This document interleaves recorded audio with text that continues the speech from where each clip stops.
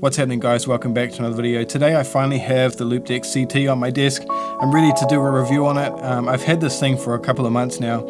At the start it had a few frustrating things with the setup, but that's been all resolved now because they've come out with their new version 4 software, and that pretty much instantly fixed all the frustrations I was having with it. So today we're going to go into it. I have an engagement shoot here. We're going to go and edit the whole thing. It's going to be really fast, which is what this Loupedeck is all about for me. I have to tell you guys, I didn't pay for this. They sent it to me to review, but you guys know, everybody that offers me something to review, I always tell them all I can do is give you an honest review. So we're going to get into it and talk about who this is for. It is quite an expensive unit. You know, after using it for quite a while now, the frustrations are gone and it's all set up properly. I can say that I probably would have bought it and I would have been okay paying the full price. It's kind of right on the edge, but if you're a working full-time professional and you're shooting a lot of photos and you really want to speed up the workflow, it's also really great if you want a more tactile experience when you're editing your photos. You don't need to use your mouse at all. You know, I'm just looking at my screen and using these dials to kind of change exposure. I have it all set up so I don't even really have to look at the unit itself, other than which preset I'm using and all that kind of stuff. So I'm not using this to anywhere near its full potential at the moment, but I'm going to make future videos once I've fine-tuned it and you guys have given me your questions, and I'll address everything in a full review video. So yeah, I think this is going to be suited more towards the really full-time professionals that is going to use this as like a business expense. I think that's going to work really well for you. And also, if you're just a photographer and you have a little bit of money in your pocket to burn, I think this thing, it makes photo editing much more enjoyable as well. So with all that being said, let's just jump straight into Lightroom.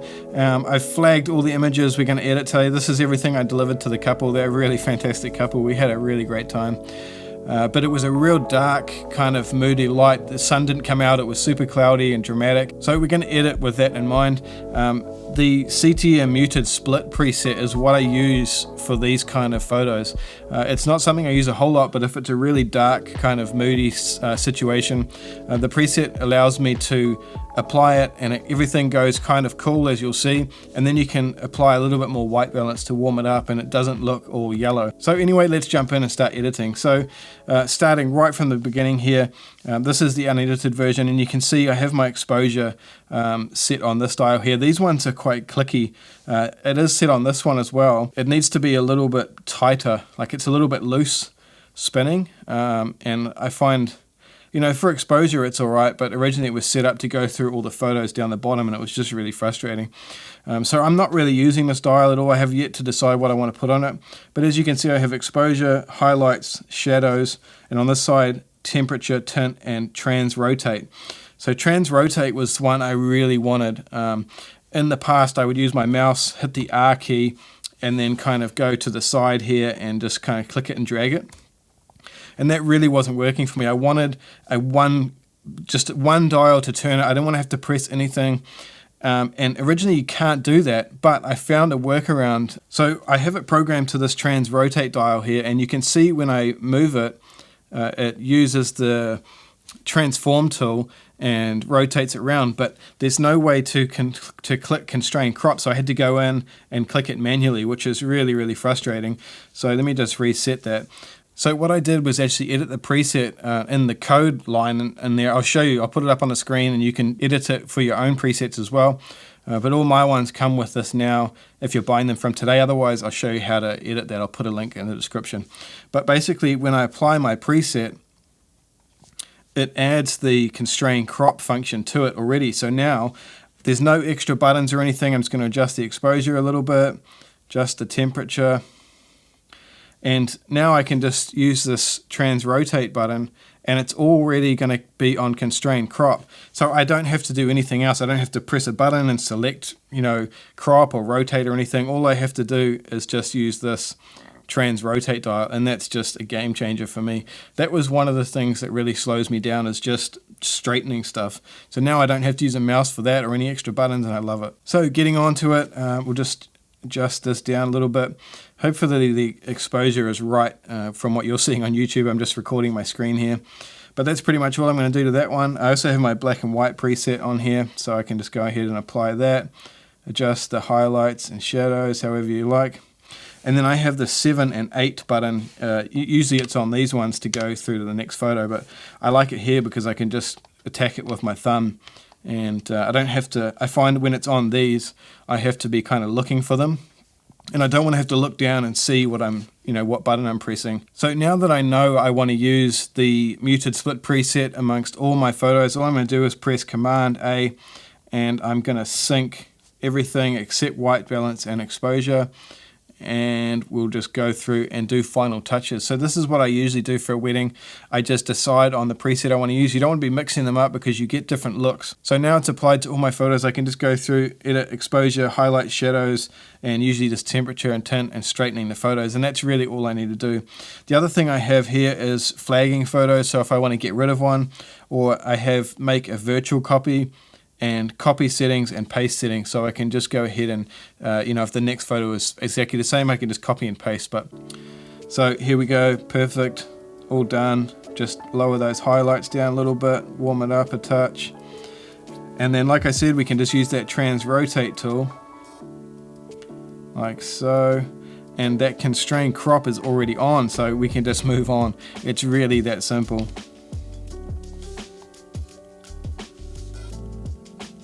So it really does make photo editing quite a bit faster, which is really what I'm after.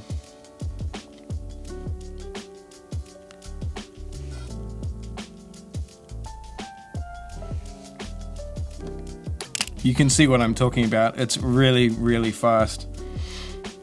Next photo.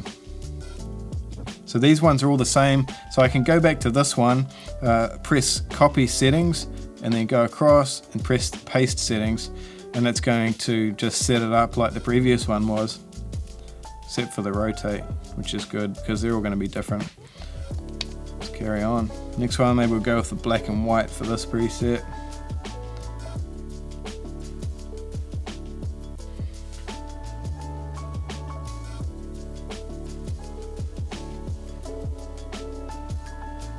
So because I'm using split toning with this preset, it allows me to be able to warm it up with the temperature slider and not have the whole image freak out, which is really what this preset is all about.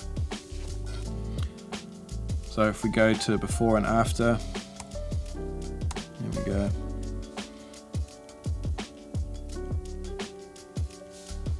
Just the tint a little bit in this one.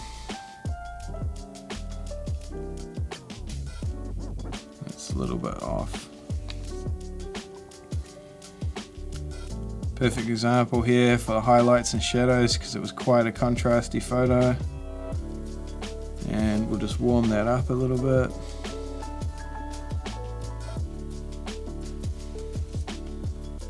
And so that's pretty good. I can also swipe down on these, and that changes it to all these dials to other functions. So you just kind of swipe down on the screen like that. So now I have saturation, vibrance, clarity, whites, blacks, and contrast on here.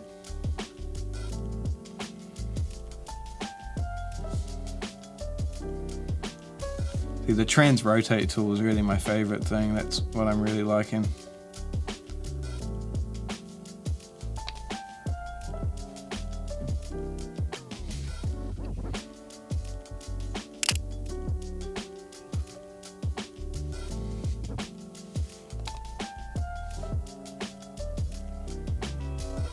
For a black and white.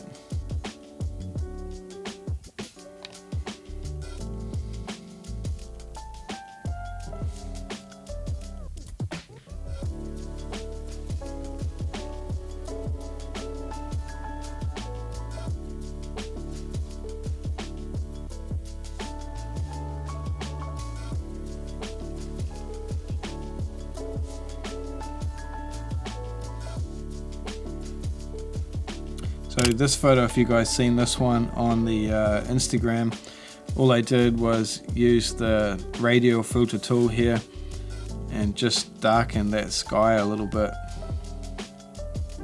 like so. And then I'll bring up the shadows just a touch to kind of counter some of this area.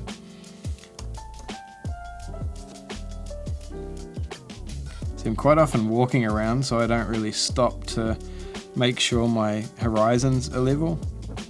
The other thing, if you want to just go back to change a setting that you had on before, you can just click in on the dial and that goes back to how it was shot. So I was just on auto white balance in here probably. I usually am. But yeah, it just makes it a really nice change being able to continue looking at the screen and turn this dial. You don't have to kind of keep an eye on where your mouse is or anything like that. I really like that. So I like that photo. Carry on. We'll skip past some of them because you guys don't want to see all of them. We go before and after on that. See those tones just coming out. Make it black and white.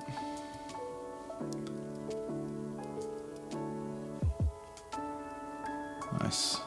Go down and maybe add a little bit of contrast. Yeah.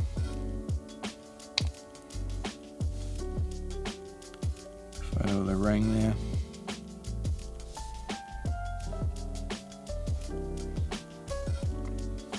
I'm really not doing anything else, so I'm just syncing that preset amongst all the photos. Let me go ahead and reset this photo and we'll apply a muted split, bring the exposure up, temperature a little bit.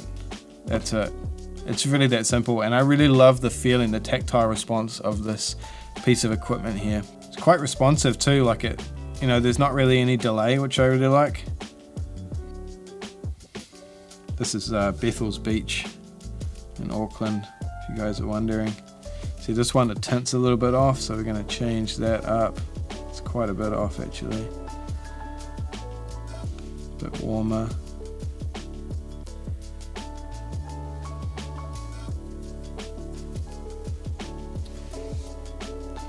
The next photo is quite similar, so I'm just going to copy the settings. Bingo. I love this trans rotate tool. I can't talk about it enough, honestly. See, the white balance is way off on this one. So, actually that's another one I could put in here is auto white balance, but let's just warm it up manually, change the tint. Really weird light we were dealing with here.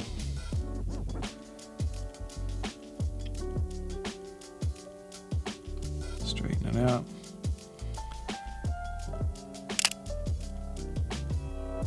Yeah. Let me just reset those again and go muted split. Straighten it up a little bit. Bit more warmth. Nice. And make this one black and white. Just don't want to crop her toe off there.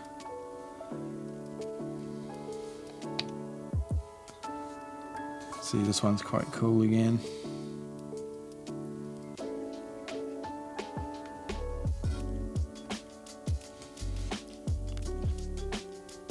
Maybe we'll lift the shadows up and drop the exposure there. Cool.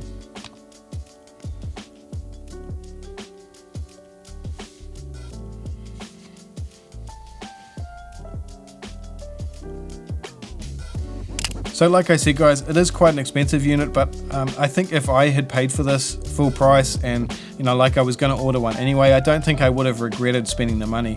I am using this every day and it makes it a more enjoyable tactile experience editing for me, and it does speed it up quite some. I really love that trans rotate feature. Honestly, I can't tell you how sick I am of pressing the R button and using my mouse to kind of rotate those photos. It may sound stupid, but if you're editing a lot of photos all the time, I quite often have 8 weddings backed up to edit all at once over wedding season. I'm shooting about 40 a year, so I'm editing a lot, and this thing just really speeds it up. I think if you were just a hobbyist and you didn't really have a lot of money to burn, I probably wouldn't buy it. There is cheaper options on the market, and I have another one which we're going to be reviewing soon, but this is quite different to that. It is much more intensive, and I just really like using it. So I'll update you guys with a full review, and we'll go into a bit of video editing and all that kind of stuff once I have it set up for Final Cut as well. But thanks for watching. I'll see you in the next video.